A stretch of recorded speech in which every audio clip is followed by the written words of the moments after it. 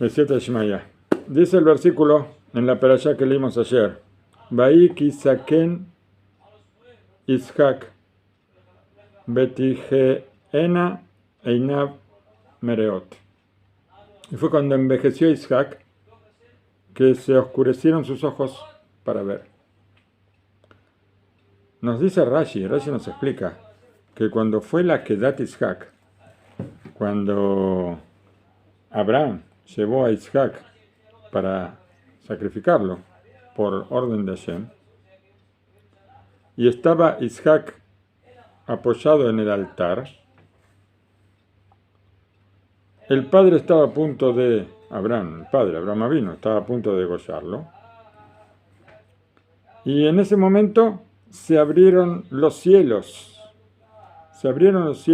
y los ángeles pudieron ver lo que estaba pasando ahí y empezaron a llorar y derramaron lágrimas los ángeles. Y las lágrimas cayeron sobre los ojos de Ishak. Por eso se oscurecieron sus ojos. Hay muchas preguntas para hacer aquí. ¿No tenían otro lugar los ángeles para llorar? Justo encima de los ojos de Ishak tenían que llorar, caer las lágrimas de los ángeles. Bueno, esa es una pregunta que escuché una vez de un rabino. Pero vamos a ver lo que pregunta acá. Hace otra pregunta muy interesante, hace un comentario muy interesante. El Rab Shmuel Brimboim, o sea que es el Libraja, cuenta que cuando falleció su hijo, Arielei Brimboim, el padre, Shmuel, Rosh Yeshivat Mir, en los Estados Unidos, él le hizo el homenaje a su hijo. Una cosa terrible pensar una cosa así, que un padre tenga que homenajear a su hijo fallecido es algo terrible. Ya el hecho de que a un padre, lo aleno, se le vaya un hijo es lo peor que puede pasar. Nosotros estamos, todos estamos acostumbrados que a los hijos, los nietos, se van los abuelos, se van los padres, es la ley de la vida, es algo natural que suceda en su momento a los 120 con la ayuda de Hashem, pero al revés, que un padre vea morir un hijo es una cosa muy, muy triste. Y este padre homenajeó a su hijo, y esto se veía muy estremecedor. El padre golpeado, que estaba homenajeando a su hijo, pero las palabras exactas, esto tranquilizó a la gente y fue un consuelo para él mismo, con preguntas que hizo sobre las cosas. Vamos a ver ahora cuáles son las preguntas que él hizo. Preguntó por qué Akadosh Baruj Hu abrió los cielos para que los ángeles puedan ver el sacrificio de Ishak. ¿Acaso sin que se abran los cielos los ángeles no pueden ver de todas maneras? Seguro que sí. ¿Para qué la necesidad de abrir los cielos? Ellos pueden ver el sacrificio de Ishak tranquilamente.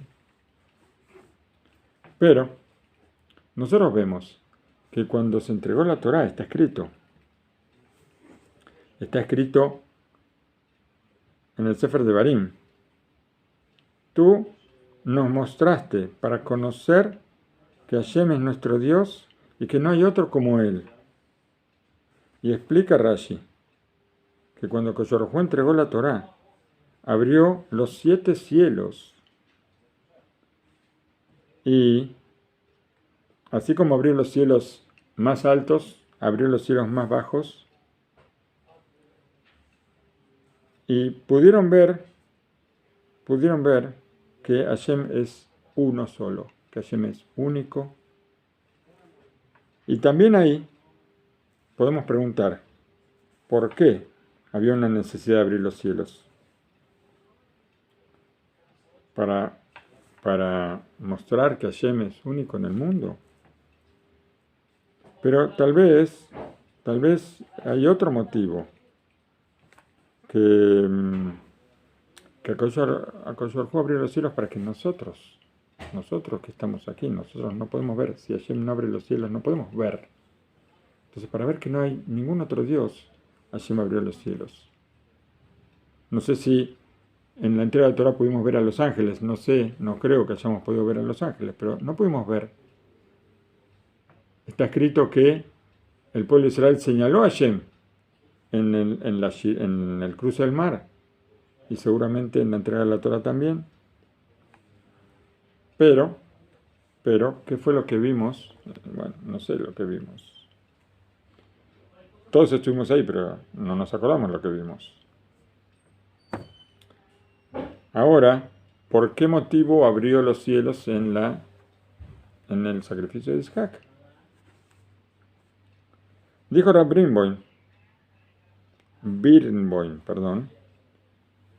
que está escrito sobre el Ramban, sobre Rabbi Moshe ben Nachman, que uno de los alumnos se enfermó mucho, lo aleno, y el Ramban fue a visitarlo. El Ramban vio que este alumno, lo aleno, estaba muy cerca de la muerte. Y habló con él. Por supuesto que no quiso provocarle susto ni nada por el estilo. Se habló en una forma muy elegante, vamos a decir, en un momento así. Hay que buscar la forma de hablar con una persona que se está yendo para que no desespere. Y le dijo: mira, tú estás por entrar al mundo que es todo bueno. Y yo tengo un pedido para ti. Hace mucho tiempo que tengo muchas preguntas que me atormentan sobre la forma en que Akadosh Baruj Hu conduce el mundo. Y yo te quiero pedir que cuando llegues al cielo me ayudes para contestar mis preguntas.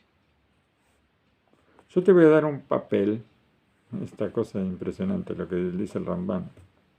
Yo te voy a dar un papel donde van a estar escritos nombres sagrados, como una especie de camea. ¿Saben lo que es una camea? Una camea es como un pergamino donde están escritos nombres sagrados, y que hay mucha gente que,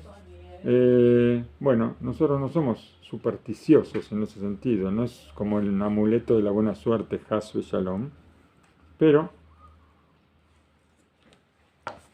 vamos a decir que los nombres sagrados tienen una fuerza, tienen cierta fuerza, y entonces, cuando yo tengo eso conmigo, esto me puede ayudar en determinadas situaciones. No confundir con un amuleto, nosotros no somos supersticiosos en ese sentido. Pero hay sabios que escribieron nombres sagrados de determinada forma, que esto trae una ayuda en determinadas situaciones. Entonces él le dijo que le va a escribir un papel con nombres sagrados, y que cuando lo entierren a este joven, le van a poner el papel en la mano. Una cosa muy extraña, porque ¿quién se puede llevar algo al cielo? Pero el Ramban tenía profecía. Los Rishonim, nosotros no tenemos idea de lo que eran los Rishonim. Los sabios de la primera época, Rishonim, son llamados de la época de Rashi, Ramban, los Tosafot. Él le va a dar un papel, y que se lo va a poner en la mano en el momento que lo entierren. Y ese papel él lo va a abrir,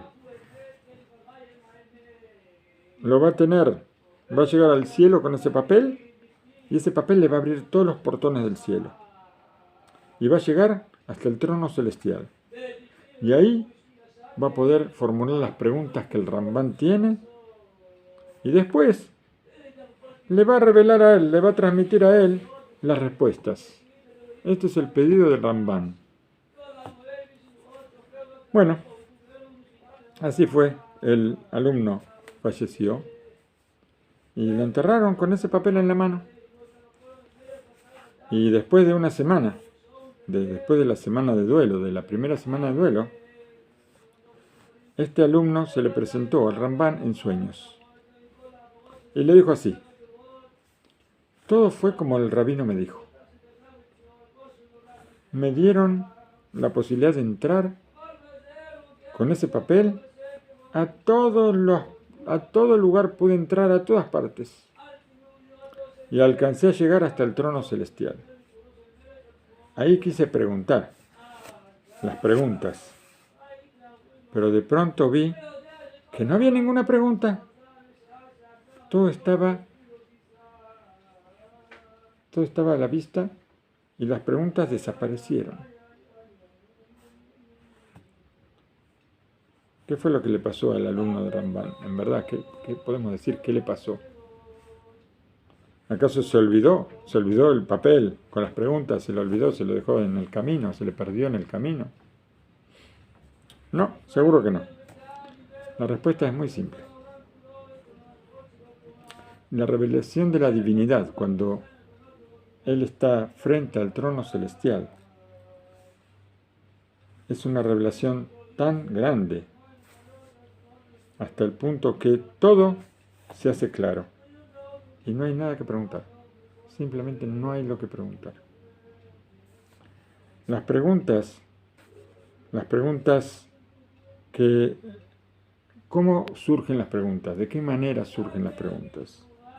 Solamente porque en este mundo, el mundo material, estamos tan alejados de la revelación de la divinidad, tan alejados del honor de Hashem,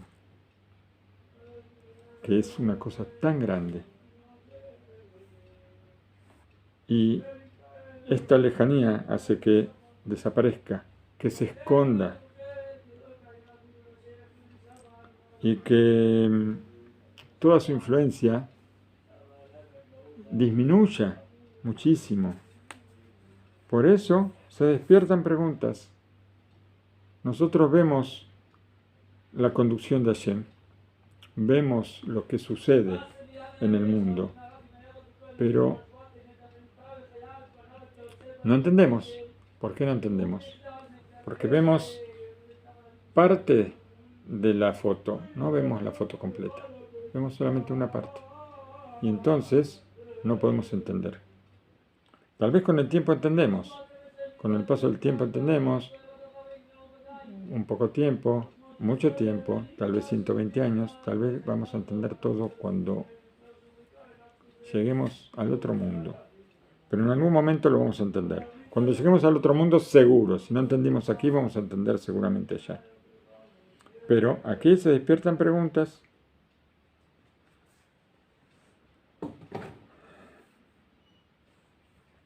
Pero cuando llegamos al cielo, ya no hay más preguntas. Y esto es lo que pasó con este alumno. Le dijo el Rambán a su alumno en sueños: esta respuesta es la respuesta que yo esperaba. Que me dijeras esto, que ahora no hay preguntas. Por eso te envié el papel, por eso te envié las preguntas, para obtener esta respuesta. Esta es la respuesta que yo quería. Y agregó, el Rab está homenajeando a su hijo, agregó y dijo: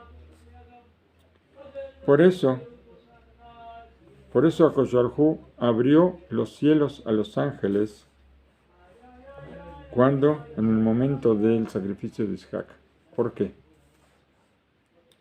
Porque si no abría los cielos, entonces los ángeles no iban a sentir lo que pasaba en el momento en que Abraham degollaba, estaba por degollar a su hijo. ¿Por qué? Porque en el cielo no hay preguntas. Entonces, lo que ven los ángeles, está todo claro. Ellos no se van a asombrar de lo que hace Abraham Avinu. O sea, nosotros desde aquí vemos la prueba que tuvo que pasar Abraham Avinu. Las 10 pruebas que tuvo que pasar Abraham Avinu y la Akedat Yitzhak, el sacrificio de Yitzhak, la prueba máxima que tuvo que pasar Abraham. Pero para los ángeles no hay ninguna prueba. Para los ángeles, que Hashem le pida a Abraham Avinu que degolle a su hijo, es algo natural, es algo normal y no implica absolutamente ninguna prueba. ¿Por qué? Porque en el cielo no hay preguntas. Entonces, ¿de qué se van a sorprender los ángeles? De nada. Cuando ven que Hashem hace algo, está todo claro para ellos. Por eso Hashem abre los cielos. ¿Para qué? Para que traer a los ángeles aquí, a la tierra, y que desde aquí, con la visión de la tierra, ellos vean lo que pasa. Lo que pasa aquí en la tierra con la visión de la tierra. Ahí ellos se van a dar cuenta qué hizo Abraham Avinu. Si no, no se dan cuenta. ¿Cómo se ve desde aquí, desde este mundo, lo que pasa en este mundo? Y cuando ellos vieron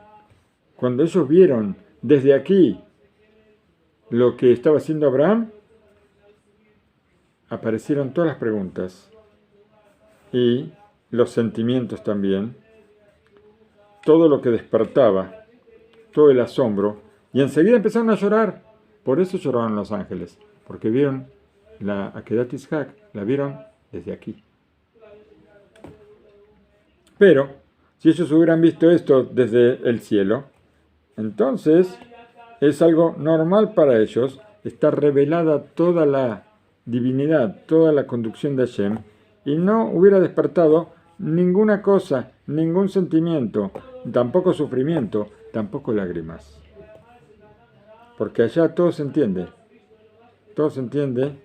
y se entiende que esta forma, lo que Hashem dice, es lo mejor. No hay otra cosa mejor que esto. También en este mundo hay cosas que nosotros entendemos después de mucho tiempo, como dijimos. Y hay cosas que entendemos solamente cuando llegamos al mundo de la verdad. Las palabras de Rab Birmoy, tan reales, tan sentimentales, podemos decir, son cosas que nosotros vivimos todos los días. Son preguntas que se nos presentan todos los días. Todos los días nos pasan cosas que no entendemos. Todos los días. Y en la práctica no tenemos respuesta. O sea, en realidad no hay respuesta. Muchas veces nos pasan cosas y no tenemos respuesta. Simplemente no entendemos absolutamente nada. Pero tenemos que saber que en el cielo no va a haber preguntas. Y para traer a los ángeles a nuestra situación, hubo que abrir delante de ellos todos los cielos para que ellos puedan entendernos a nosotros. ¿Por qué? Pues los ángeles ven a las personas desde el cielo y no entienden cómo nosotros andamos por el mundo tan perdidos si todas las cosas ellos las ven tan claras. Por eso Hashem los trajo a los ángeles para que vean por las pruebas que nosotros pasamos. Y solamente de vez en cuando Akadosh Baruj Hu nos revela algunas cosas, sus secretos. Y entonces algunas preguntas se acomodan, todo se entiende y por supuesto no podemos tener ninguna queja y ninguna pregunta para Hashem. Sobre esto vamos a contar un relato ahora, un relato muy fuerte, que tiene que ver justamente con esto, con las preguntas que nosotros nos hacemos y no siempre se responden, a veces sí. El relato lo contó un famoso escritor justamente de relatos, Hanoch Teller. Cuenta sobre el final de la Segunda Guerra Mundial. Los nazis, en Maximum, ellos mataron a la mayoría de los judíos de Europa. Y las fuerzas que reunió el pacto, las fuerzas del pacto, no sé cómo se llamaban en ese momento, las fuerzas que se agruparon contra Alemania, gran parte de Europa y Estados Unidos, supongo. Ellos hicieron una guerra muy fuerte contra los nazis y con la ayuda de Hashem consiguieron encerrarlos dentro de Alemania. Los nazis se encerraron, tenían todo, estaban rodeados prácticamente, pero de todas formas a los judíos no le dieron descanso. De los campos que tenían fuera de Alemania, los trajeron a todos dentro de la Alemania, a los que no mataron, y los hicieron viajar cientos de kilómetros, algunos a pie y a otros en trenes. En el campamento Bergen-Belsen, en Alemania, ahí llevaron gran parte de los judíos que quedaron vivos fuera de Alemania. Y el campamento creció en población en un solo mes, se multiplicó por 3 la cantidad de personas que estaban dentro de ese campamento de concentración. Nosotros llamamos campo de concentración. Acá en Israel se llama campo de exterminio. Es una palabra más exacta. La situación en el campamento era terrible, imposible de explicar. Imagínense que con la población normal que tenía ya era algo duro. Imagínense que la población se multiplique por 3.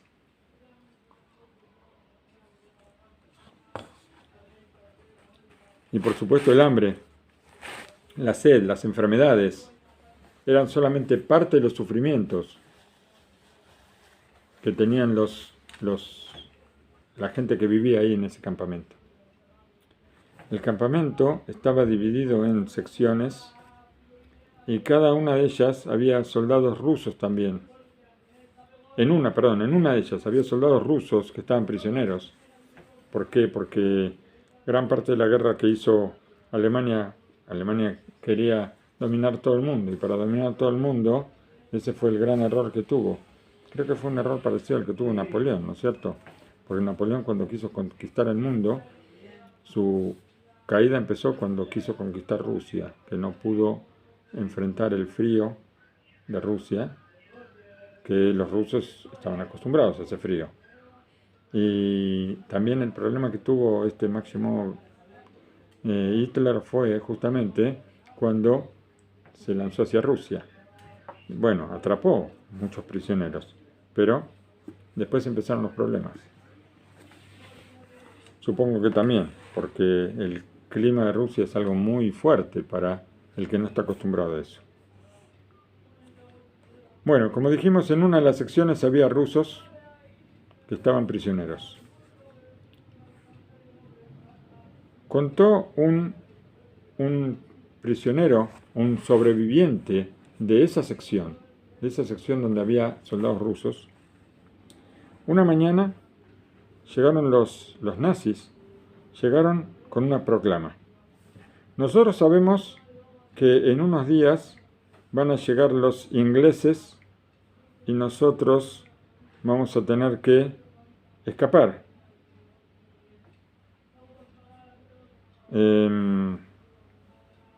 Nosotros vamos a tener que contarles a ellos qué bien fue para ustedes estar con nosotros. Nosotros vamos a tener que contarles a los ingleses que los tratamos muy bien a todos ustedes. Por eso les trajimos hoy algo especial. Les trajimos pancitos calentitos, fresquitos, o sea, bien tiernitos, para que todos tengan una buena comida. El hambre que había en el campamento era tan terrible que imposible de describir. Este yudí que cuenta la historia hacía aproximadamente 5 años que no comía, que se podría decir que no comía, tal vez picaba algo por ahí, quién sabe qué cosa. Y todo su pensamiento estaba en esa pregunta, ¿cuándo iba a comer algo? Si le preguntaban a cualquiera de los prisioneros, en ese momento, ¿qué preferían? ¿Liberarse o un pedazo de pan? Hubieran pedido un pedazo de pan. De tanto tiempo sin poder comer. Era una desesperación la comida. La cabeza estaba totalmente cerrada de todos. Y no podían pensar en otra cosa aparte de comida. No había otra cosa que pensar. Nosotros imaginemos, estamos unas horas sin comer y ya se revuelve la panza y la cabeza piensa cuándo vamos a comer. En día de ayuno, ¿cuándo vamos a comer? ¿A qué hora? A ver, ¿a qué hora vamos a comer? ¿A qué hora? Años sin comer. ¿Cómo se entiende eso? Vemos las fotos de cuerpos que eran huesos, nada más. Terrible. Bueno, se pusieron en fila para recibir sus pancitos. Y este hombre miraba la bolsa que estaban repartiendo y vio que no quedaban muchos panes. No quedaban muchos panes. Y en su corazón la sospecha de que cuando llegue su turno se terminaran los pancitos y se quede sin pan. Desesperación. Ese pensamiento le provocó que el corazón empiece a latir más rápido y que un sudor frío tenía tanto miedo de quedarse sin pan. El turno fue avanzando y tenía 6 personas delante. Pudo mirar la bolsa, había 7 panes.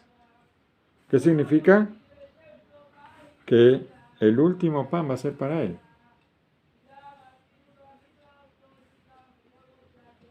Y sintió alivio de saber que iba a recibir un pan. Siguió avanzando y recibió el último pan, efectivamente. Se sentía feliz con su pan, una felicidad completa.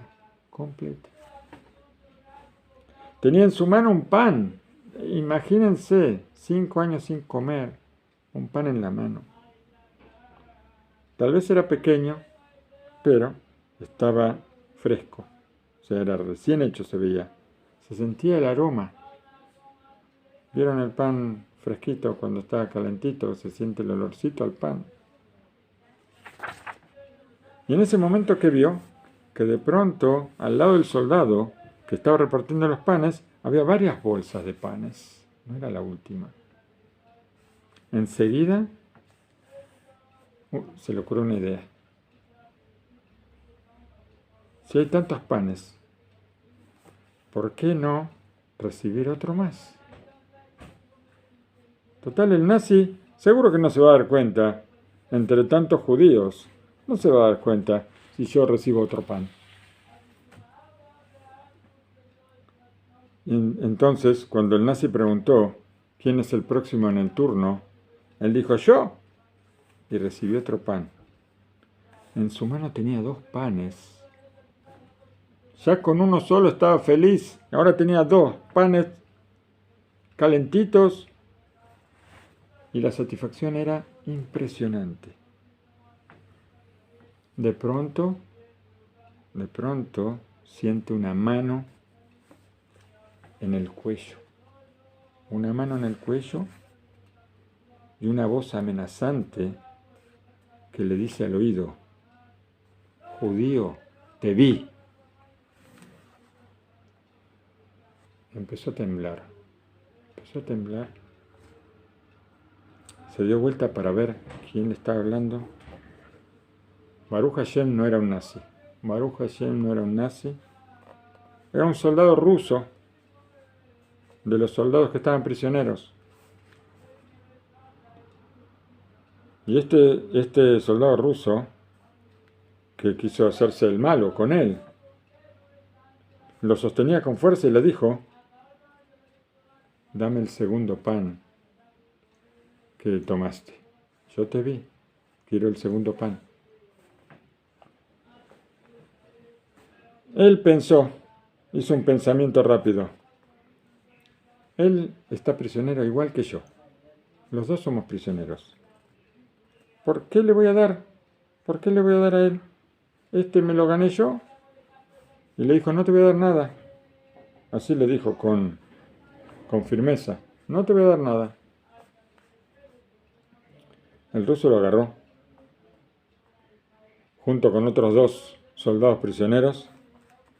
Se lo llevaron dentro del galpón y ahí lo golpearon muy fuerte, patadas, pero con una crueldad tremenda.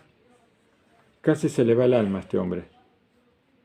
Y cuando ellos estaban seguros de que realmente el alma se había ido, cuando estaban seguros que lo mataron, entonces le sacaron los 2 panes y se fueron.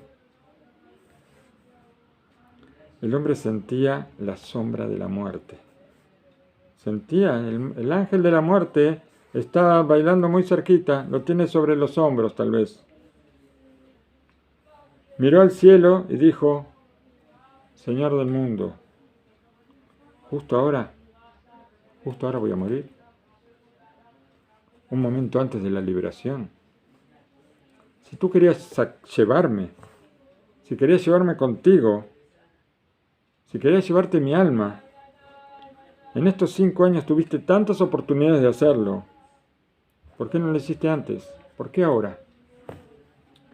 Y así, quejándose en cierta manera con el cielo, perdió el conocimiento. Cuando se despertó, vio el sol que estaba brillando y no entendía qué estaba pasando. Durante 5 años nunca despertó con el sol brillando. ¿Por qué? Porque los nazis lo despertaban a las 4 de la madrugada, cuando era de noche, para empezar el día de noche. Nunca los dejaban dormir hasta que comenzaba el día. Y el que no se levantaba, cuando los nazis los levantaban, ya no iba a poder levantarse nunca más. Si se quedaba durmiendo, ya está, no se levantaba más. ¿Y cómo puede ser que ahora el sol esté brillando? Esta era su pregunta. De a poco empezó a aclararse un poco, había perdido el conocimiento por los golpes, y empezó a tratar de aclarar su mente. Y entonces pensó: los nazis ya no están más aquí. Ellos escaparon. Quiere decir que estamos libres. Pero ¿por qué hay tanto silencio alrededor? Miró hacia alrededor y ¿qué vio? Todos estaban muertos, todos. Los panes estaban envenenados. Pero sobre él se decretó la vida. Por eso, Akadosh Baruj Hu se preocupó para que le saquen los pancitos. Tal vez él se negó, él no dijo: me van a sacar los pancitos, yo no quiero que me saquen los pancitos, yo quiero, son mis pancitos. Se negó y tuvo que recibir una flor de golpiza. Pero la golpiza la recibió para vivir. Por eso vemos que a veces no se entiende. Este hombre se quejó con Hashem. Dijo: Ribono Shel Olam, ¿ahora me quieres matar? ¿Ahora me quieres llevar? Tuviste 5 años para llevarme. Supuestamente Hashem no lo quería llevar. Por eso hizo que lo golpeen. Porque él se resistió a entregar los panes. Hashem no quería que él coma. Y él igual quería comer.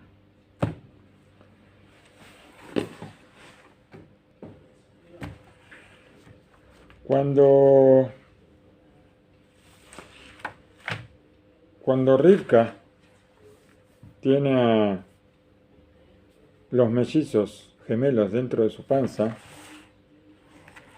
ahí está escrito que se peleaban los hijos en su vientre.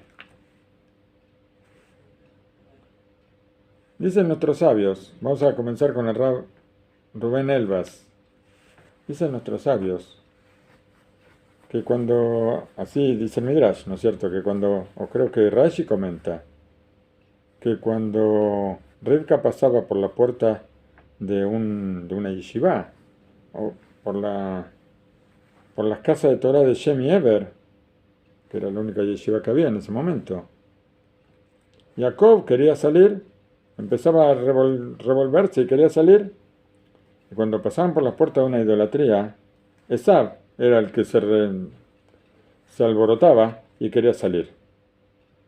Una pregunta que nunca había escuchado. ¿Por qué solamente ellos querían salir? ¿Por qué no salieron? ¿Quieren salir? A ver, pasan por una sinagoga o por una yeshiva. Jacob quiere salir. ¡Que salga! Pasan por una idolatría. Esaú quiere salir. ¡Que salga! ¿Por qué solamente querían salir y no salían? Bueno, podemos entender que Jacob no podía salir. ¿Por qué? Porque Esaú, él estaba tapando el camino. Él estaba ahí, en la puerta de la salida, en la puerta, ahí estaba tirado en la puerta, como Lepeta Hatat Robetz. En la puerta del pecado está acostado. Así dice el versículo. Y entonces Jacob no podía salir. No podía salir cuando veía una casa de estudio. ¿Por qué? Esaú no lo dejaba. Entonces, si la voluntad de Esaú era salir cuando había una idolatría, que salga. Él sí podía salir. Él estaba cuidando la puerta y no permitía salir a Jacob. Pero él sí podía salir. Nadie le impedía el salir. La respuesta, ¿cuál es? Esaú sabía que si salía, él le iba a permitir también a Jacob. Jacob se iba a quedar solito en el vientre de la mamá, si salía Esaú. Y entonces él podría estudiar Torah tranquilo, con el ángel que nos enseña Torah, cuando estamos en la panza de la mamá. Todos aprendemos Torah del ángel. Mientras Esaú estaba en la panza junto con Jacob, no solamente que Esaú no lo dejaba salir a Jacob cuando Jacob quería salir, sino que tampoco lo dejaba estudiar Torah con el ángel, no le permitía estudiar Torah. Y si ahora Esaú se va, Jacob va a poder estudiar, y eso no lo va a permitir. Y cuando Rivka pasara por las puertas de una sinagoga, entonces, ahora él iba a poder salir, porque ahora estaba solo. Esaú no estaba dispuesto a permitirle a Jacob estudiar Torah con tranquilidad. Por eso, aunque su voluntad era salir cuando había una idolatría, pero su voluntad también era molestarlo a Jacob, impedirle que estudie. Por eso prefería no salir, prefería no cumplir su voluntad con tal de que Jacob tampoco salga. Esta es el camino de los malvados. Este es el camino de los tontos, así dice el Teilim. Para ellos, lo principal que es no solamente pensar en hacer las cosas mal, sino hacerle mal a los demás. Hacerle mal a los demás es más importante que ellos buscan el mal, por supuesto, pero si tienen que elegir entre hacer el mal a otra persona o conseguir su mal, primero está hacer mal al otro.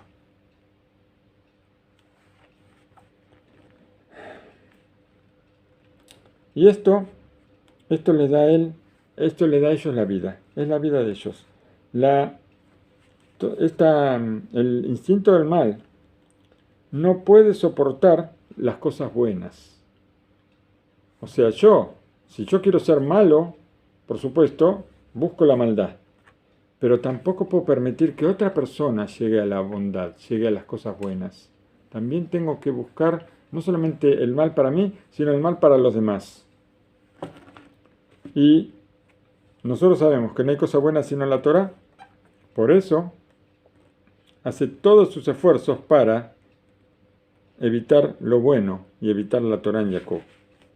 Una vez dijo uno de los justos, Esav no tiene gusto en la vida sin Jacob. O sea, no tiene motivo de vivir si no está Jacob. ¿Por qué? Porque cuando hay Jacob, entonces tiene con quién pelear y con quién discutir. Si Jacob no está, ¿con quién va a pelear? ¿Con él solo? ¿Para qué? Tiene que buscar la forma de hacer daño. ¿A quién le va a hacer daño? A Jacob. A la Torá quiere hacerle daño. No, a él mismo no se va a hacer daño. ¿Con quién? ¿Con quién decretar? Sin Jacob le falta todo, le falta la vida a Esav. Esav está dispuesto a renunciar a todos sus deseos personales y no salir cuando hay una idolatría, como es su deseo. ¿Con tal de qué? De seguir molestando a Jacob y ponerse en su camino para que él no pueda salir a estudiar Torah. Rabbi Shimon Bar Yochai dijo, Alajá beyadúa, es una ley conocida. Esav odia a Jacob. Así está escrito. ¿En dónde? En el Midrash, en Perashat Be'alotejá. Y por este odio, la finalidad suprema en la vida es tratar de, lo aleno, de destruir la Torá de Jacob. Ahora sí nos vamos a Rabbi Rubén Karelstein, fíjate el libro acá.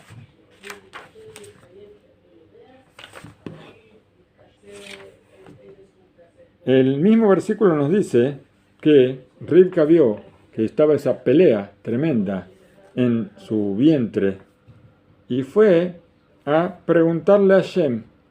¿Qué significa que fue a preguntarle a Shem? Fue a la yeshiva de Shem Yever y le preguntó a Shem Yever qué es lo que estaba pasando, qué es esto que pasaba, que cuando pasaba por una sinagoga sentía alboroto, cuando pasaba por una idolatría sentía alboroto. ¿Qué es esto? ¿Qué cosa rara pasa acá? Ella se dio cuenta que no podía ser un solo bebé el que haga estas cosas. No podía ser un bebé con doble inclinación, sino ella supuso que tenían que ser gemelos. Supuso esto y le confirmaron. Está escrito y fue a preguntar a Shem.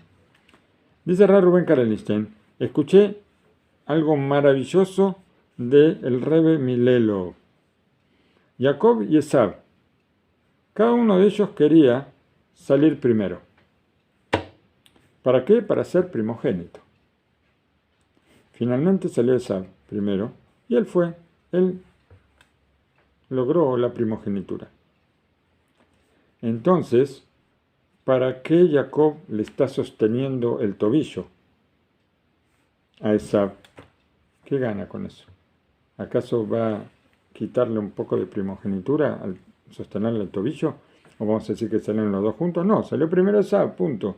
Esav es el primogénito. Dice, así es el camino de los justos. Así como recién vimos de parte de Rab Elbas cuál es el camino de los malvados, acá Rab Karelstein nos muestra el camino de los justos también después de que ya sabe, ya reconoce que no pudo conseguir lo que estaba buscando, él no va a decir, está bien, hice lo que hice, intenté y no tuve éxito. Y ahora me voy por mi camino, me vuelvo. No, el justo no hace eso. No, el justo hace otra cosa. También después de no haber conseguido lo que quería, él sigue buscando, sigue intentando. Tomarle el tobillo a Esaú es una acción natural en Jacob, porque él no está dispuesto a aceptar que no pudo conseguir lo que quería. Su mano toma el tobillo de Esaú en forma instintiva para detenerlo, a pesar de que sabe muy bien de que no puede cambiar la realidad. Tampoco puede evitar que él haya salido, ya salió. Entonces ahora, ¿qué evita con eso? Pero esto es lo que el fuego que quema dentro del corazón de una persona justa. No quedarse vacío. Tal vez Esaú salió primero y consiguió la primogenitura, pero es solamente algo temporario. Al final, nosotros vemos que por mérito de la búsqueda permanente de la fuerza de Jacob para conseguir la primogenitura, vemos que finalmente la consiguió. Sigue contando Rav Karelinstein. Me encontré con un yudí honorable que me dijo, quiero contarle un sentimiento que tuve. Yo siento que la tefilá es como una jatuná. ¿Escucharon algo así alguna vez? Yo no había escuchado nunca. La tefilá es como una boda. ¿Qué relación puede tener la jatuná con una boda? La tefilá con una boda. Me asombré, dice el Rab. Y él me explicó. Yo vivo vamos a suponer, tengo un vecino que, Necralo, Rabbi Rubén, a ver, אני מתגורר בשכונה בסמוך לפלוני. A ver, le está hablando al Rab, le está contando. Yo tengo un vecino cercano a tal persona y también esta persona se sienta muy cerca mío en la sinagoga cuando vamos a rezar. Y ahora esta persona va a casar a un hijo y yo entiendo que tengo la obligación de asociarme en su alegría. Tengo que ir a la boda de su hijo, porque si no voy, no me voy a sentir bien. Me lo voy a encontrar al otro día en la sinagoga, muy cerca mío. Y nos vamos a encontrar. Y él me va a preguntar, ¿por qué no estuviste en la boda de mi hijo? ¿Me va a preguntar? Y entonces quiere decir que hace falta ir. No hay alternativa. Es necesario ir. Y en esto hay también hay una conducta, vamos a decir, correcta. Y también un buen corazón. Ir, saludar, felicitar a una persona que, está bien, no somos parientes, somos tal vez vecinos no muy cercanos, pero rezamos todos los días, nos encontramos o nos cruzamos o estamos cerca en la sinagoga. Yo viajo a la boda, llego, aquí las bodas, no es como en otras partes del mundo, normalmente cuando es en una ciudad y el salón está cerca de la zona residencial o entre las casas hay un salón, las bodas terminan a las 11 de la noche. Después de las 11 de la noche no puede haber música, salvo que el salón esté en una zona donde no hay casas muy cerca, y entonces se permite hasta las 12 de la noche. Pero normalmente, donde hay casas cerca, como en casi todos los lugares, la boda es hasta las 11. Entonces yo llego 10 minutos antes de las 11, antes de que terminen de bailar. Entro 2 minutos a bailar. Digo más alto, felicidades al novio, al padre del novio o de la novia. Me siento 1 minuto y medio. Tal vez hago otra vuelta de baile y en silencio, cuando nadie se da cuenta, me fui. Entonces, ¿qué? Fueron 3 minutos o 4 dentro del salón y nada más. Y listo, ya está. Al otro día, él me mira y me dice, ¿estuviste en la boda? Y le digo, seguro que sí estuve. Seguro que sí, te dije más alto. No te diste cuenta cuando te dije más alto. Bueno, entonces, ¿qué pasa? ¿Qué va a pasar cuando el que hace la boda es otra persona? Yo no vivo junto a él, pero con esta persona tengo ciertos negocios, una relación comercial. Ahora yo no puedo ir por 2 minutos, porque tengo negocios con esta persona. No puedo ir 2 minutos y escaparme. Seguro que tengo que estar más tiempo y realmente sentarme en el salón, por lo menos media hora o más. Y a veces también estoy obligado a hacerme una foto con el papá de los novios, hacerme una foto porque yo tengo negocios con él. Es otra cosa. No es simplemente vernos en la sinagoga, sino ahora es una persona que aunque no sea vecina mía, pero yo tengo negocios con él y tengo que estar presente, porque si no, cuando quiero hablar de negocios, se me va a escapar.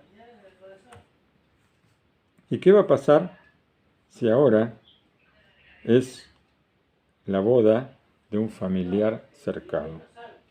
Un tío, un cuñado que casa a un hijo.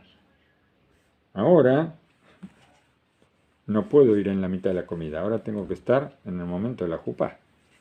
No hay salida. No hay salida. No puedo ir ni en la mitad de la comida, ni al final. Tengo que estar. Está escrito, mi besareja, lotitalén, de tu carne no te vas a desaparecer. Y entonces, como una persona correcta y educada, por cuanto que es la familia, yo tengo que llegar en la misma jupá, estar presente toda la jupá, mínimo, y después quedarme. Pero, ¿qué pasa si se casa mi hijo o mi hija? Ahora yo soy uno de los consuegros. Los consuegros, ¿cuándo llegan a la boda de sus hijos? Ellos tienen que llegar mucho antes. Un tiempo largo antes de la jupá ya tienen que estar presentes. ¿Por qué? Porque le van a preguntar, ¿qué haces aquí tanto tiempo antes de la jupá?